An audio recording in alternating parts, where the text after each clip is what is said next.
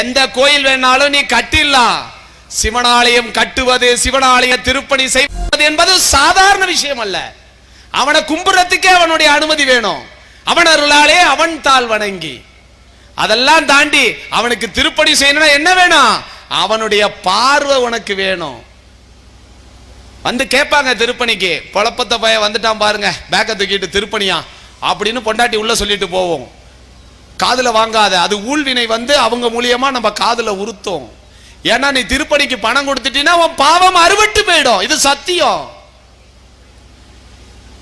எப்படி இந்து தர்மத்துல ஒன்னே ஒண்ணுலதான் பாவம் அறுபடுகிறது, அது திருப்பணி என்கின்ற செயலில். அதனாலதான் பல செல்வந்தர்கள் வெளிநாட்டுக்கு போறான், கோடி கோடியா அள்ளி கொடுக்குறான், போய் தமிழ்நாட்டை சிவாலயத்தை கட்டு. அவன் பைத்தியமா?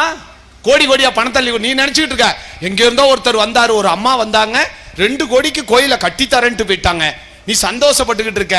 அந்த அம்மா உனக்கு கிடைக்கிற பாக்கியத்தை லாரி வச்சு அள்ளிட்டு போகுது. ஓ சந்ததி இந்த பூமியில வாழக்கூடிய அரிய வாய்ப்பை, இறைவன் தந்த பாக்கியத்தை அவங்க லாரி வச்சு ஏத்திட்டு போறாங்க.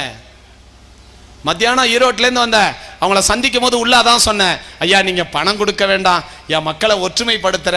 அவங்க தோல் கொடுப்பாங்க, அவங்க தோல் தடுமாறும் போது என் தோலை கொடுக்கலாம், நம்மளாம் தோல் கொடுக்கலாம்னு. நல்லா புரிஞ்சுங்க. முதல்ல நீ தோல் கொடுக்கணும். உன் தோல் தடுமாறும் போது எங்களை மாதிரி பைத்தியம் அப்ப வந்து தோல் கொடுக்கணும். ஏன்னா நீ தடுமாறக்கூடாது. தர்ம சத்தியத்துக்காக பேருக்கு இல்லையா? இங்க தடுமாறுற ஊராயுது யாருகிட்ட இல்ல. கண்ணை மூடுனா கட்டுக்கட்டா இருக்கு உள்ள.